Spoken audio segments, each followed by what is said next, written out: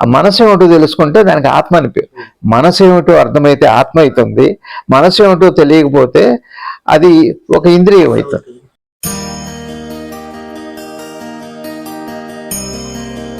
పరమాత్మ అంటే క్షణ క్షణము అత్యంత నూతనమైనది. అది మీ మెలకువ లాంటిది, అది మీ నిద్ర లాంటిది.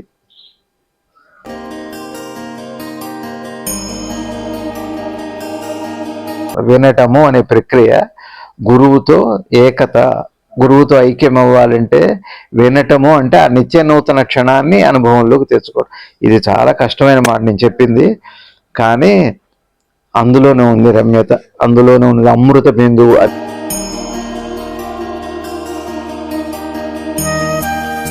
గురువు అనుగ్రహం లేకుండగా ప్రపంచం కానీ పరమాత్మ కానీ అనుభవంలోకి రాడు.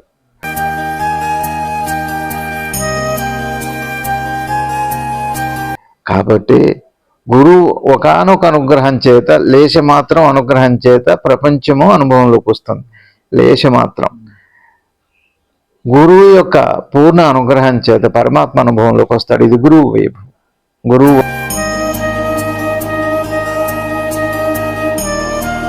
వైభవం. ఇప్పుడు మీరు నాకు తెలుస్తున్నారంటే గురువు యొక్క లేశమాత్ర శక్తి. ఒకవేళ నాకు నేను తెలుస్తున్నానంటే గురువు యొక్క పూర్ణ శక్తి. అది ఇది ఇది ఇంతే ఉంది. ఇది గురువు యొక్క వైభవం.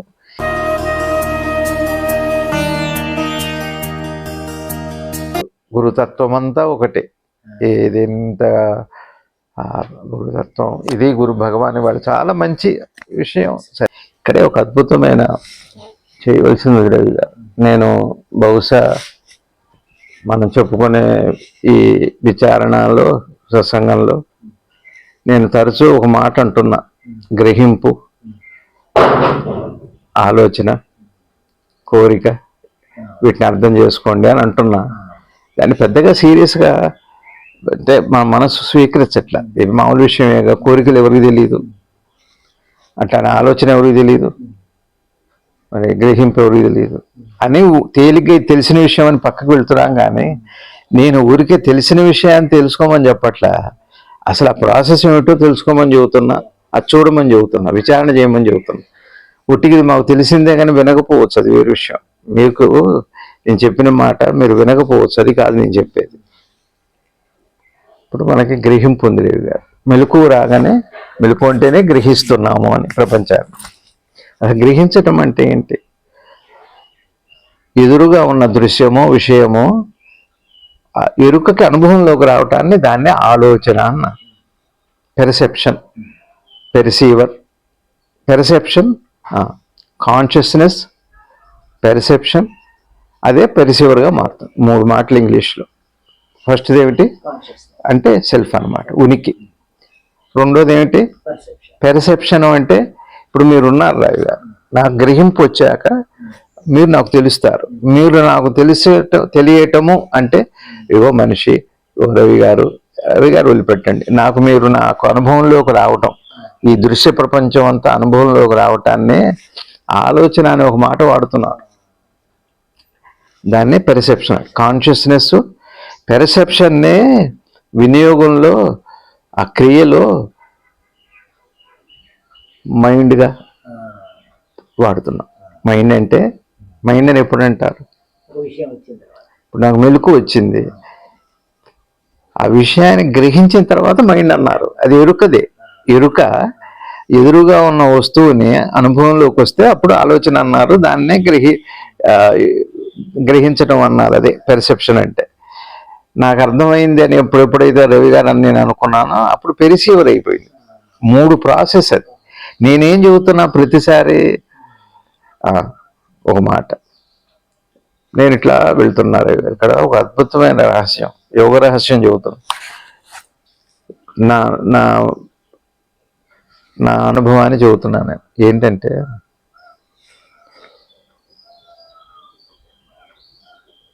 మీకు నాలుక ఉందిగా, రుచి ఉందా నాలుకే? చెప్పండి, ఏం టేస్ట్ ఉంది నాలుకే? ఏదైనా పెట్టుకుంటే ఇది ఒప్పుకున్నారుగా. సరే, నాలుకకి రుచి లేదు, నాలికకి అన్ని రుచులు తెలుస్తుంది, ఎన్ని ఉన్నాయో అన్ని తెలుస్తుంది. 6 రుచులు అనుకున్నాం, 6 రుచులు ఆ నాలికకి తెలుస్తున్నాయి. మరి నాలికకి రుచి ఉందా అంటే నాలికకి రుచి లేదు. నాలిక లేకపోతే రుచి ఉందా అంటే నాలిక లేకపోతే రుచి కూడా లేదు. నాలికలో రుచి ఉందా అంటే నాలికలో రుచి లేదు. నాలిక లేకపోతే రుచి లేదు. మరి రుచి నాలిక వేరే అంటే వేరు కాదు. ఒకటే అంటే ఒకటే అని చెప్పడానికి లేదు. చూడండి, విచారణ, లాజిక్ కాదు ఇది. మనం విచారణ చేయాలి అంటే లాజిక్తోనే మొదలు పెట్టాలి. అయిందా? ఈ నాలుకని అలా పెట్టుకోండి. ఇప్పుడు మనకి గ్రహింపు అన్నా, గ్రహించటము అన్నా, కాన్షియస్నెస్ అన్నా, పెర్సెప్షన్ అన్నా. సరే, మనం ఒక అనుభవము అన్నాం, ఎక్స్పీరియన్స్. ఎక్స్పీరియన్స్ అనే మాటకు అర్థం ఏంటి? 5 రకాలు. ఎక్స్పీరియన్స్ అంటే 5 రకాలు. ఏమిటది? పంచ ఇంద్రియ అనుభవాలు. అనుభవం ఇంద్రియం వేరు కాదు. ఇంద్రియాన్ని సూక్ష్మంగా ఉంటే ఇంద్రియం అన్నాం, స్థూలంగా ఉంటే అనుభవం అన్నాం, అంతే. ఇంద్రియ అనుభవం అంటే 5 రకాలు. ఒకటి చూపు ద్వారా, చెవుల ద్వారా, వాసన ద్వారా, రుచి ద్వారా. ఇప్పుడు ఎన్ని రకాలు? మీకు అర్థమైంది? ఎన్ని ఉన్నాయి? ఇందులో ఏముంది? గ్రహింపు. గ్రహింపు. అనుభవం ఎప్పుడు అంటారంటే, మీరు దాన్ని గ్రహించాక అనుభవం అని పేరు అంటున్నారు. గ్రహించకపోతే అనుభవం కాదు, ముందు గ్రహించాలి. గ్రహించాక దాన్ని అనుభవించాక అనుభవం అంటున్నారు. నేను అనుభవించాక ఎక్స్పీరియన్స్ అని అంటున్నారు. తేడా బాగా అర్థం చేసుకోండి. Consciousness, perception, experiencer. ఇది కదా ప్రాసెస్. ఏం బాబాయ్ మీకు అర్థమవుతుందా? నాలుగు ఎన్ని ఉన్నాయి? 6 ఉన్నాయి. తీపి, పులుపు, 6 రుచులు, 6 రుచులు. నాలుగుకి ఏ రుచి లేదు. నాలుగు మీద 6 రుచులు నాలుగు ద్వారా పొందవచ్చు. గ్రహింపుకి ఏ గ్రహింపు లేదు. గ్రహింపము అనేటువంటి ఒక శుద్ధత మాత్రమే ఉంది. అయిందా? గ్రహింపు ఎన్ని రకాలుగా ఉంది? 5 రకాలుగా. స్పర్శ ద్వారా గ్రహిస్తుంది, చూపు ద్వారా గ్రహిస్తుంది, అప్పుడేగా అనుభవం అంటాం. వాసన ద్వారా, రుచి ద్వారా. గ్రహింపుకి నాలుక ఎలా రుచి లేదు, గ్రహింపులో కూడా ఏ గ్రహింపు లేదు. కానీ ఒక్కొక్క ఇంద్రియానుభవం ద్వారా ఒక్కొక్క దాన్ని గ్రహిస్తున్నాం. వినేటప్పుడు విన్నాను అంటున్నా, చూచినప్పుడు చూచాను అంటున్నా, రుచి చూచినప్పుడు రుచి చూచా అంటున్నా, వాసన చూస్తే వాసన చూచా అంటున్నా. గ్రహింపు ఒకటే నాలికలాగా. ఒక్కొక్క ఇంద్రియం ద్వారా వచ్చినప్పుడు ఒక్కొక్క అనుభవం అవుతుంది. నాలిక ఇగో ఇది తీపి, ఇది చేదు అన్నట్టుగా. గ్రహింపుకి ఏ అనుభవం లేదు, 5. కానీ గ్రహింపులోనే మళ్ళీ 5 ఉన్నాయి. ఒక్కొక్క అయినప్పుడు ఒక్కొక్కటి అవుతుంది. అయిందా? మీరు ఒకసారి వినగలరు, ఒకసారి చూడగలరు. ఆలోచన అండి, ఆ మాటకు అర్థమైందా అండి? మీరు చూశాక శబ్దం వింటారు. ఇప్పుడు ఉరుము ఉంది, ఉరుము, మెరుపును చూస్తే ఉరుము వింటారు. ఉరుము విన్నారా, మెరుపు అప్పటికి అయిపోతుంది. ఏదో ఒకటి, 2 ఒకసారి జరగవు. అట్లా ఒక్కొక్క అనుభవం 5 రకాలుగా మారిపోతుంటుంది. ఒక్కొక్క దాన్ని అనుభవం అంటారు. అంతే, చాలా వేగంగా జరుగుతుంది కాబట్టి మనం విడదీయలేకపోతున్నాం. ఇప్పుడు మీరు నన్ను చూస్తున్నారు, ఒక క్షణం ఆలోచిస్తారు, లేదా నా మాట వింటారు. ఇది అనుభవం అంటే అదే. గ్రహింపు అన్నది శుద్ధత. 5 వినటము, చూడటము, ఆ పంచేంద్రియ అనుభవాలు కూడా, ఆ పంచ అనుభవాలు కూడా విడివిడిగా వస్తున్నాయి నాలికలాగా. మీకు అర్థమైందా? అయిందా? ఇక్కడ నేను చెప్పేది ఏమిటి అంటే, తీయగా ఉంది నాలికకి. ఇప్పుడు నాలిక తీయగా మారింది. ఎట్లా అయింది? ఇందాక నాలిక ఏ రుచి లేదు, అంత తినగానే ఎట్లా ఉంది అంటే తీయగా. ఇప్పుడు మీ నాలిక ఎట్లా ఉంటుంది? తీయగా మారింది. ఇంకా వెంటనే అంత పులుపు తిన్నారు, ఇప్పుడు ఏమవుతుంది? తీపిపోయింది, పులుపు ఉంది. మీకు అర్థమైంది? ఒకటే.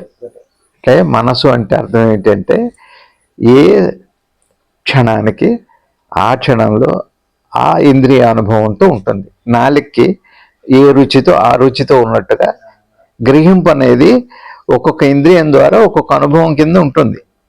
గ్రహిస్తూ గ్రహింపు అన్నది శుద్ధము. ఇంద్రియాల ద్వారా ఏమవుతుంది? దానికి అనుభవం వస్తుంది. విన్నాను, నేను చూచాను, అది రుచో వాసనో స్పరిశో దృశ్యమో ఏదో 5 రకాలు. ఇక్కడ ఆలోచన మనసు అంటే అర్థం ఏమిటి అంటే, ఇక్కడ తీపి ఉంది, ఆ తీపి ఆ రుచి నాకు తెలియదు, వస్తువే ఉంది, ఒక పదార్థం ఉంది, ఆ పదార్థం యొక్క రుచి నాకు తెలియదు. ఇక్కడ నాలుక ఉంది, నాలుక దగ్గర రుచి లేదు, కానీ గ్రహించాల్సింది అదే. ఎందుకంటే ఇంద్రియం ఎక్కడుంది, వస్తువు అక్కడుంది, దాన్ని తీసి తిన్నా, తీయగా ఉంది. ఇక్కడ ఆలోచన అనే మాటకు అర్థం ఏమిటి అంటే, ముందు అది మీకు ఎరుకులోకి రావాలిగా. ఒకటి గ్రహింపు, దాన్ని గ్రహించడానికి ఒక కదలిక కావాలి. ఆ కదలికకి ఆలోచన అని పేరు. ఏమండి ఆలోచన ఏంటో చూడండి, ఆలోచన యొక్క అనుభవం ఏమిటో చూడండి, అనుభవంలో కోరిక ఏమిటో చూడండి అనగానే మాకు తెలిసిందే కదా అని వినరు. ఒకటే గుర్తుపెట్టుకోండి, నా అనుభవంలో చెబుతున్నా. ఒక గురువు, ఒక సద్గురువు అనేది ఉంటే రోజు మాట్లాడినా, రోజంతా మాట్లాడినా, క్షణము మాట్లాడినా, క్షణము కొత్తదే. అది గురువు అంటే. గురువు అనే మాటకు అర్థం ఏమిటంటే, మీకు పాతదనం కనపడదు. అందుకని గురువు ఏం చెప్పినా మీకు పాతదే. ఎందుకంటే మీ ఇంద్రియాలు పాతవి, మీ జ్ఞాపకాలు పాతవి. మీ పాత జ్ఞాపకాలతో మీ సనాతనమైన అత్యంత నూతనమైన అత్యంత శుద్ధమైన గురువును పొందాలని చూస్తున్నాం మనం. అది మన అహంకారం చేసే ఒక పెద్ద మాయరవి గారు. బాగా క్షమించాలి నేను చెబుతున్నానని, మీరు నన్ను అపార్థం చేసుకోవద్దు. నేను ఇంతగా చెబుతున్నది ఎందుకు అంటే, ఒక గురువు ఒక మాట అతని నోటి నుంచి ఆ రోజులో, ఆ క్షణంలో, మరుక్షణంలో వచ్చింది కూడా పాతది అతని నోటి నుంచి రాదు. అట్లాంటి నిత్య నూతనమైన వస్తువునే పరమాత్మ అన్నారు. పరమాత్మ అంటే క్షణము అత్యంత నూతనమైనది. అది మీ మెలకువ లాంటిది, అది మీ నిద్ర లాంటిది. నిద్ర పాతదే అనరు, మెలకువ పాతదే అనరు. కానీ ఈ మనిషి పాతవాడు, ఈ దృశ్య ప్రపంచం పాతది, మీ ఎదురుగా ఉన్న మారిపోయేదంతా పాతదే, మారంది ఎప్పుడు కొత్తది. అట్లాంటి వాడు గురువు బోధ. అటువంటి గురువు బోధని నాకు తెలిసింది అని మీరు వినలేదు అంటే, అది మొట్టమొదటి అనర్హత వేటు అక్కడ పడింది మనసుకి. దాని పేరే అహంకారం. బాగా గుర్తుపెట్టుకోవాలి. గురువు చెప్పిందే నా గురువు నాకు సద్గురు శివానంద భగవానుల వారు, నా ప్రసక్తి కాదు ఇక్కడ.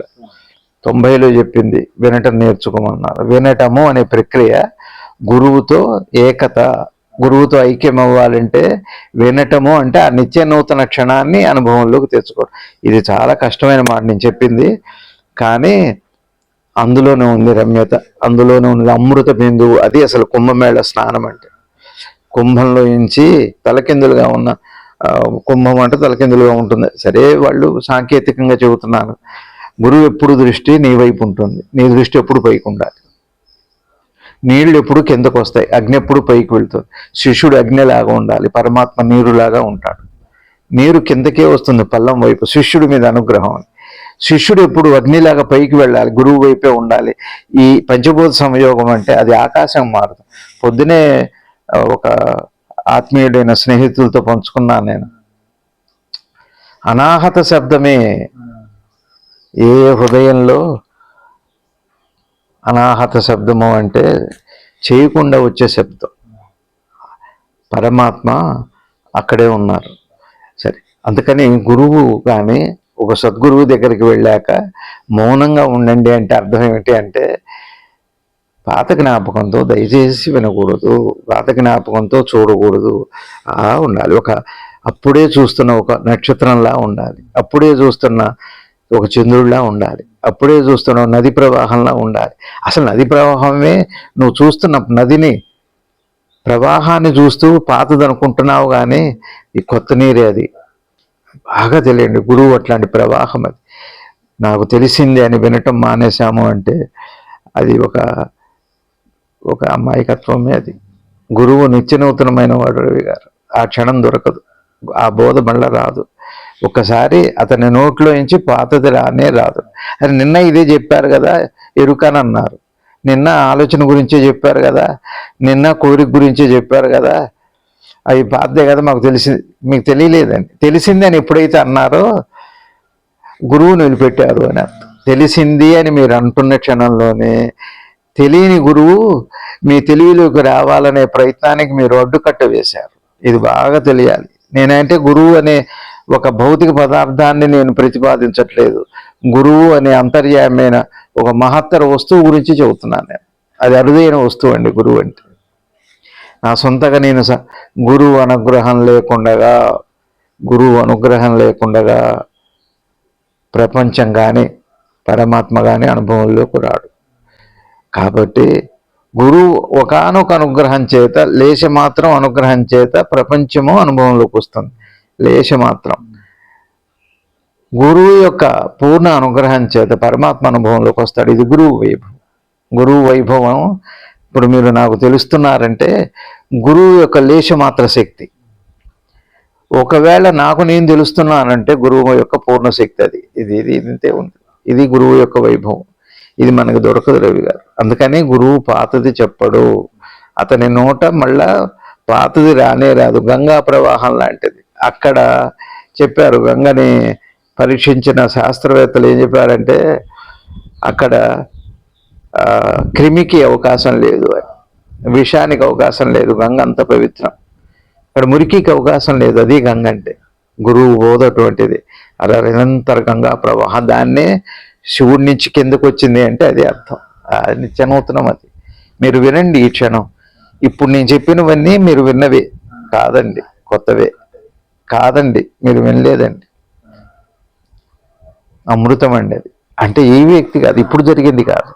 అలా క్షణము వ్యాపించి ఉన్న పరమాత్మలో వస్తు. అందుకని మీకు నాలిక ఎలా అయితే శుద్ధంగా ఉందో గ్రహింపు అలాంటి శుద్ధమైంది. నాలిక ఎలా 6 రుచుల్ని చూస్తుందో గ్రహింపు 5 రకాల అనుభవాల్ని పొందుతుంది. ముందు ఏం చేయాలి? అనుభవం పొందటానికి ఏం చేయాలి? రవి గారు మీరు ఎటు చూస్తున్నారు? మీ వెనక ఏముందో ఏం చేయాలి ఇప్పుడు? దాన్ని ఆలోచన అన్నారు. ఆలోచన అంటే అటువైపు చూడటమే. అటు గ్రహించాలిగా. ఆ గ్రహించే కదలికకి ఆలోచన అని పేరు. అయిందా? ఇప్పుడు మీకు వెనకే ఉంది, ఒకసారి చూసి చెప్పండి దయచేసి. మీ వెనకటి చూసి చెప్పండి. సీతారామమూర్తి గారు ఉన్నారు. దీని పేరు ఏమిటి? ఇప్పుడు మీకు అనుభవం అది. ఆలోచన అంటే మీ కాన్షియస్నెస్ అటువైపు వెళ్ళటం, వెళ్ళి దాన్ని గ్రహించి సీతారామమూర్తి గారు అన్నారు. ఇప్పుడు ఇది ఆలోచన అని అన్నారు, కానీ నేను అనుభవము అన్నారు. అయిందా? ఇప్పుడు ఏమైంది? చాలా అందంగా ఉన్నారు ఆయన, చాలా ధనవంతుడు ఆయన, చాలా జ్ఞాని ఆయన. ఇప్పుడు మీకేమనిపిస్తుంది? కాదు, ఏమనిపిస్తుంది? చాలా చాలా ధనవంతుడు ఆయన. ఏమొచ్చింది ఇప్పుడు? అది కోరికండి. ఇదంతా ఎట్లా చూడాలి ఇప్పుడు? ఈ ప్రాసెస్ని అంతా చూడమని నేను చెబుతుంటే అది నాకు తెలిసిందే కదండి. కోరిక నాకు తెలుసు, గ్రహింపు నాకు తెలుసు, ఆలోచన నాకు ఏం తెలిసింది. ఏంటి ఎట్లా చూడాలి అంటే ఫస్ట్ ఒకేసారి మీ శుద్ధ గ్రహింపులో వచ్చిన మొదటి కథలకు అటువైపు వెళ్ళటం, ఆ తర్వాత అది అనుభవంలోకి రావటం, అనుభవంలోకి వచ్చాక దాన్ని కావాలి అని అనిపించటం. ఇంత ప్రాసెస్ని శుద్ధ గ్రహింపు ద్వారా నా నాలిక ఏ రుచి లేదని తెలియటం, తెలిసాక ఒక రుచిని చూడటం, రుచిని అనుభవించటం, నేను అనుభవించానని చెప్పటం, ఇదంతా కలిపి రుచి లేని నాలిక అనే స్పృహతో చూస్తే మీకు అర్థమైంది. దాన్ని చూడమని నేను పదే ప్రార్థన చేస్తున్నా. ఒక మనసు చేసేది, మీ మనసు నా మనసు కాదు, ఫలానా వారు కాదు, ఫలానా వ్యక్తి చెబితే ఫలానా వారు వినకపోవటం గురించి చెప్పట్లేదు. మనసు ఎప్పుడు ఇదే పొరపాటు పదే చేస్తుంది. ఇదే భగవాన్ చెబుతున్నది ఏమిటి అంటే 2 మనసు చేయటం కాదు, చేయలేదు కూడా. హృదయానికి అప్పచెప్పటం అంటే అర్థం ఏమిటంటే ఆ రుచి లేని నాలికని ముందు తెలుసుకో, రుచున్న నాలికని తర్వాత. రుచి నాలిక ఎలా మారింది అంటే తర్వాత క్రియ తర్వాత కదా. ఇదంతా పరికిచ్చి చూడటం. ఈ జ్ఞానాన్ని హృదయంలో పెట్టుకుంటే దాన్ని హృదయాన్ని అప్పచెప్పటం, ఇది మనసుకు అంటే ఒక ప్రాసెస్ మొత్తం ఆశాంతాన్ని అర్థం చేసుకునే దాన్నే హృదయానికి అప్పచెప్పటం అంటారు. అంటే విషయం ఒక సృష్టి స్థితి లయము అంటే తేలిక చెప్పాలి. గ్రహింపు తర్వాత అనుభవము, దాన్ని ఆలోచన అంటున్నాం. ఆలోచన అంటే మీరు ఏదో అనుకోవద్దు. ఆలోచన అంటే గ్రహించడానికి, ఆ వస్తువు నీకు అనుభవంలో రావటానికి కదిలిన కదలికకి ఆలోచన అని పేరు. కదిలిన తర్వాత పొందిన అనుభవాన్ని అప్పుడు అనుభవం. ఆ అనుభవం పొందిన తర్వాత ఆ జ్ఞాపకాన్ని నేను అంటున్నాం. అహంకారం అంటే ఏం లేదు. పొందిన తర్వాత, అనుభవం తర్వాత జ్ఞాపకం ఏర్పడుతుంది. జ్ఞాపకాన్నే నేను అని, జ్ఞాపకం లేని కోరిక చెప్పండి. జ్ఞాపకం ఉంటేనే కోరిక ఉంది. కోరిక లేని జ్ఞాపకం చెప్పండి. జ్ఞాపకం ఉంటేనే కోరిక అవుతుంది. జ్ఞాపకము నేను వేరా. మీ జ్ఞాపకం అర్థమైతేనే నేను అర్థమవుతుంది. మీ జ్ఞాపకం అర్థం కావాలంటే అనుభవం అర్థం కావాలి. మీకు అనుభవం అర్థం కావాలంటే మనసు కదలటం అర్థం కావాలి.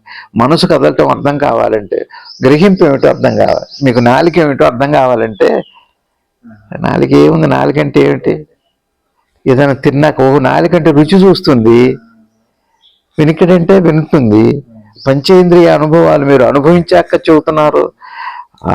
కానీ పంచేంద్రియ అనుభవాలు ఒకటి, పంచేంద్రియాల అనుభవాలకి పూర్వం ఉన్న శుద్ధ ఎరుక ఒకటి. ఈ శుద్ధ ఎరుకతో మీరు ఏం చేయాలి?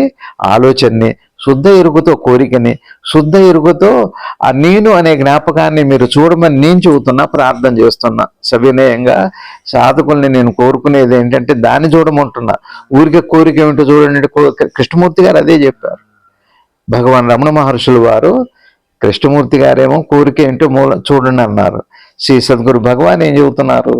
సద్గురు అండి ఆయన. సద్గురు అంటే అర్థం ఏమిటి అంటే నిత్య నూతనంగా నీకు ఆ క్షణంలో ఎట్లాంటిదంటే, మనం కనీసం మీరు ఒక హోటల్కి వెళ్తే పదార్థం ఫ్రెష్ అని అడుగుతున్నారే, స్వీట్ షాప్కి వెళ్తే ఫ్రెష్ అని అడుగుతున్నారే. మీకు ఒక ఫ్రెష్ అనే వస్తువు ఏదన్నా ఉందంటే అది నీ ఆత్మ వస్తువే. అది నీ గురువు మాత్రం. నీ గురువు రూపం పాతదే ఉండొచ్చు. నీ గురు రూపము నీ జ్ఞాపకం కల్పిస్తున్న అహంకారము మాయ, నేను కల్పిస్తున్న మాయ. కానీ నీ గురువు సనాతనుడు, నిత్యనూతనుడు. అది అమృత బిందువు. నాలిక అర్థమైతే గ్రహింపు ఏమిటి, భగవాన్ చెప్పింది ఏమిటో అర్థమవుతుంది. శుద్ధ గ్రహింపు ఏమిటి, రుచి తెలిసాక ఎట్లానో ఆలోచన అంటే కూడా అదే. అనుభవం అంటే ఏమిటి? తీపి చేదో తెలియటం అనుభవం. రుచి తెలియటం ఒకటి, రుచి ఏమిటో ఒకటి. రుచి ఏమిటో అయ్యాక నీతో కలిపి చెబుతావే, ఆ జ్ఞాపకాన్ని నేను అన్నారు. ఇదే అహంకారం అంటే. దీన్నే అంతఃకరణ అని పరిభాష. విజయము, విజయము అంటే ఏంటి? ఇక్కడ భగవాన్ ఆ పదం ఎందుకు వాడారు? ఆవిడ పరీక్షల్లో ఉత్తీర్ణత అంటే విద్యావంతుడు అవ్వాలి, అది విజయం. ఇంకొకటి ఏముంది? ఆవిడ కోరిక పరమాత్మని అనుభవం తెలుసుకోవాలి. విజయము రెండిటిల్లో. రెండు చేసేది ఎవరు? విజయం దేనికి? రెండు విషయాల్లో. ఇక్కడ భగవాన్ ఏమంటున్నారంటే, ఏమన్నారు? ఆత్మలో సుస్థిరమైంది. ఆత్మ అంటే చెబుతున్నాను. ఇప్పుడు మీకు ఆత్మ ఆత్మ ఆత్మ అని అనేక రోజులుగా మనం మాట్లాడుకుంటున్నాం. ఈరోజు కొంత చెప్పే ప్రయత్నం చేస్తాను. ఆత్మ అంటే ఏమిటి? మీ నాలిక ఏమిటి? ఏ రుచి ఉంది? లేదుగా. అది ఆత్మ.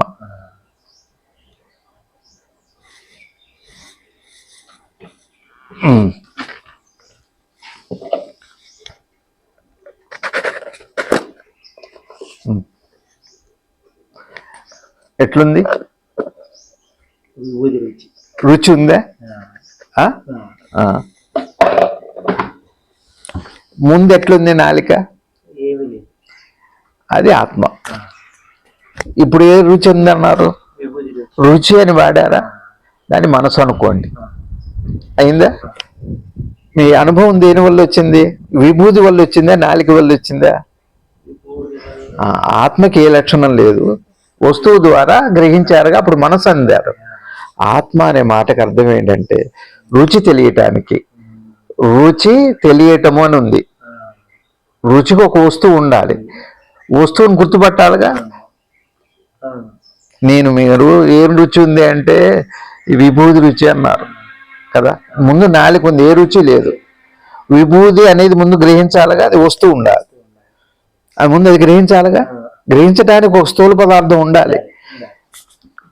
మీకు పెట్టా, ఎట్లా ఉంది అది? విభూతికి ఒక రుచి ఉంది, తీగ అయితే లేదుగా, చేదుగా ఉందా? విభూతికి ఒక రుచి ఉంది. ఎవరికి ఉంది? నాలుకంటే ఎవరు? మీరే. నాకు అనే ఇప్పుడు విభూతి రుచి మీకు జ్ఞాపకం ఉందా? ఇప్పుడు నన్ను అడిగితే చెప్పగలుగుతారా? ఈ ప్రాసెస్ అంతా ఏదైతే ఉందో దీన్నే ఆత్మ అన్నారు. ఇందులో ఏ ఒక్కటి లేకపోయినా ఆత్మ లేదు. కానీ ఆత్మని దేనికి వాడారు అంటే ఈ శుద్ధ గ్రహింపుకు అవకాశంగా ఉంది నాలుగు. ఒకవేళ విభూతి రుచే నాలుగు ఉందనుకోండి, మీరు ఏ రుచిని గ్రహించలేరు. అది ఎప్పటికప్పుడు శుద్ధం కాకపోతే మీరు ఇంకో రుచిని గ్రహించలేరు. తీపి తిన్నప్పుడు తీపి తెలియాలి, పులుపు తిన్నప్పుడు పులుపు తెలియాలి, అది మారాలి, ఎప్పటికప్పుడు ఫ్రెష్ అవ్వాలి, గంగలా ఉండాలి. గంగలా పవిత్రమైంది మీ రుచి, గంగలా పవిత్రమైంది మీ దృక్కు, గంగలా పవిత్రమైంది మీ వినికిడి, గంగలా పవిత్రమైంది మీ స్పర్శ, గంగలా పవిత్రమైంది మీ వాసన. ఈ 5 గ్రహింపు అనే దాంట్లో అనే ఒక ప్రక్రియలో 5 అంగాలుగా ఉన్న, పవిత్రంగా ఉన్న 5 అంగాలు. కానీ ఈ 5 అంగాలు కూడా కలిపి ఒకటే అంటే ఆత్మ. విడివిడిగా ఉన్నప్పటికీ కూడా ఆ అవకాశం ఏదైతే ఉందో, ఆ ఉపాధి ఏదైతే ఉందో, ఆ ఉనికి ఏదైతే ఉందో దాన్నే సెల్ఫ్ అన్నారు, బి అన్నారు. బి యాజ్ యు ఆర్ అంటే శుద్ధ గ్రహింపుగా ఉండు చాలు. ఇంద్రియ జ్ఞానం వేరు. ఇంద్రియ జ్ఞానం అంటే మళ్ళీ ఫోకస్ చేయాలి, అనుభవించాలి. నేను అనుభవించాను జ్ఞాపకం. మీరు జ్ఞాపకం లేకపోతే, ఇప్పుడు ఉదాహరణకి చూడండి, మీకు నేనెవరు అన్న ప్రశ్న బాగా అర్థం చేసుకోండి దయచేసి నేను చెప్పేది. మీకు విభూతి పెట్టాగా, ఎట్లా ఉంది? విభూతి రుచి. విభూతి రుచి ఎవరికి అనుభవం? మీరు ఎలా చెప్పారు? ఆ జ్ఞాపకం వల్లగా చెప్పారు. ఆ జ్ఞాపకం లేకపోతే మీరు చెప్పగలుగుతారా? ఆ చెప్పగలగటం అనే ఆ ప్రక్రియ ఉందే, దానికే నేను అని ఫాల్స్ అయ్యి అంటే అహంకారం అంటే. మీరు ఈ జ్ఞాపకం లేకపోతే మీకు అనుభవం లేదు. ఒకవేళ అనుభవం లేకపోతే అక్కడ అనుభవం, గ్రహింపు లేకపోతే లేదు. గ్రహింపుకి మీ ఉనికి లేకపోతే లేదు. తేలిక అర్థం చేసుకోండి.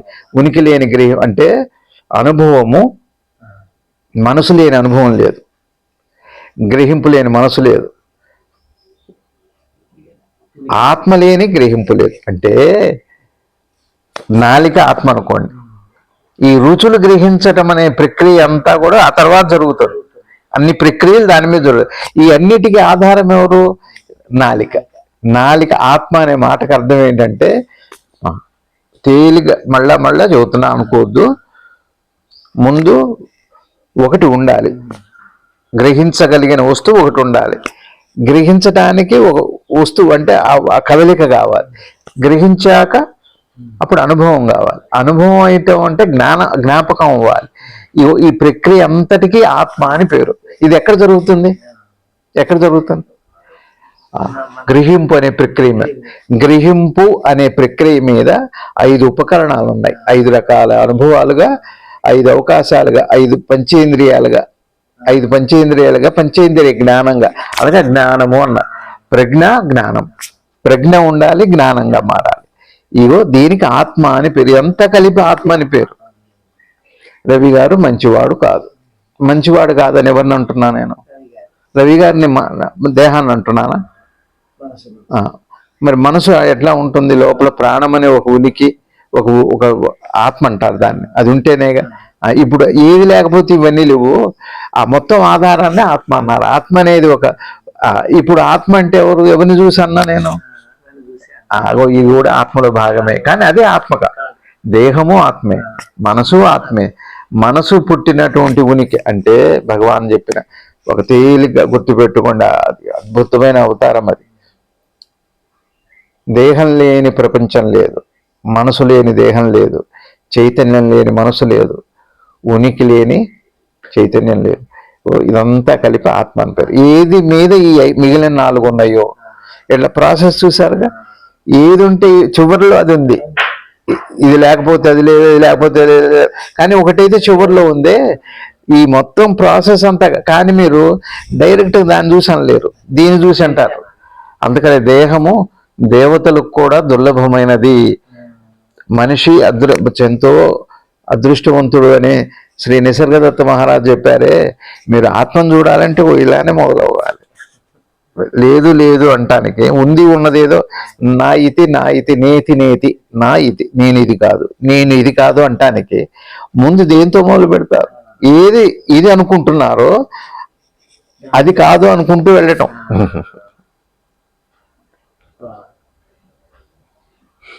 ఇప్పుడు మీకు ఆత్మ అంటే చెప్పండి.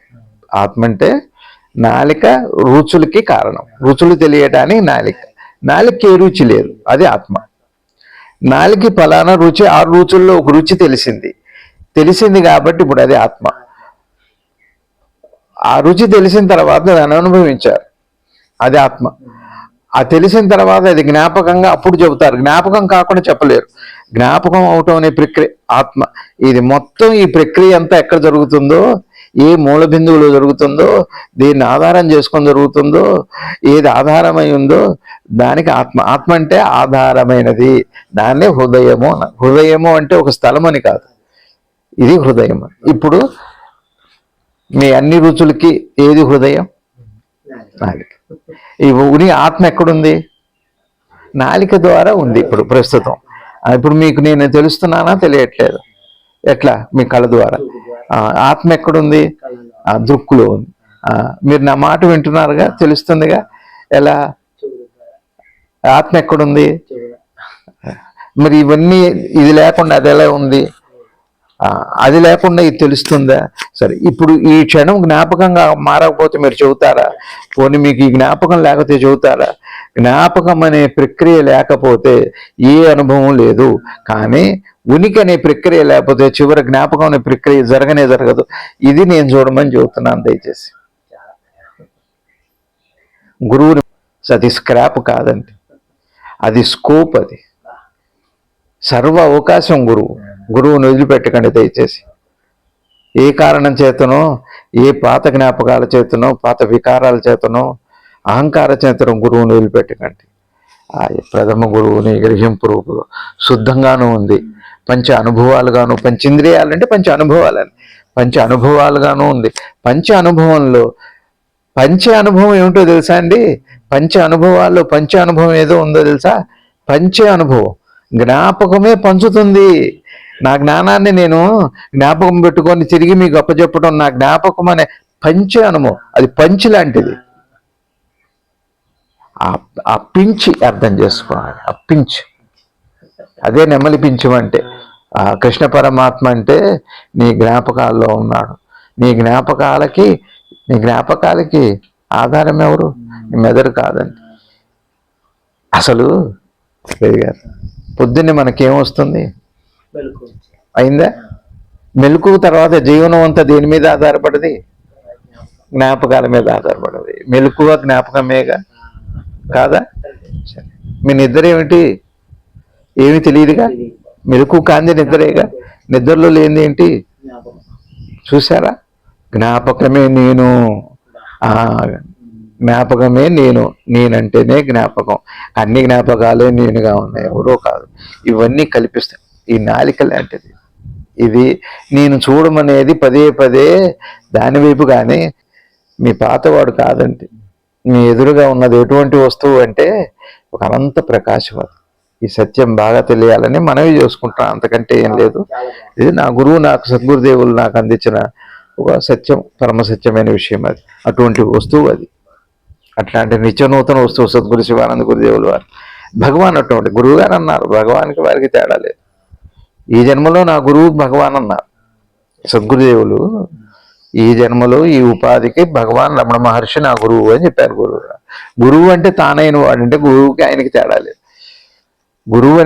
నా గురువు అని ఎవరు చెప్పగలుగుతారంటే గురువు అయిన వాడే చెబుతాడు. అప్పటిదాకా చెప్పే అర్హత లేదు. బాగా గుర్తుపెట్టుకో. గురువు అన్నది భౌతికం కాదు, ఆది భౌతికం కూడా కాదు. ఆది భౌతికం. అది ఆది భౌతికము అంటే భౌతికానికి ఆది ఏది ఉందో అది ఆది భౌతికం. వేదాంతము అనే మాటకు అర్థం అంటే వేదన ఎప్పుడైతే అంతమవుతుందో నీ మనసులో, హృదయంలో లవలేశం కూడా బాధ లేని క్షణం పేరే వేదాంతం అండి. నిన్ను బాధ స్పృశించకపోతే, నిన్ను బాధ తాకకపోతే నీకు జ్ఞానం అది వేదాంతం. వేదాంతం అంటే ప్రవచనం, బోధ కాదండి. అది ఉపనిషత్తులు కావాలది. ఉపనిషత్తు కాదు, వేదం కాదు. ఆవలది అంటే వేదన లేని క్షణము.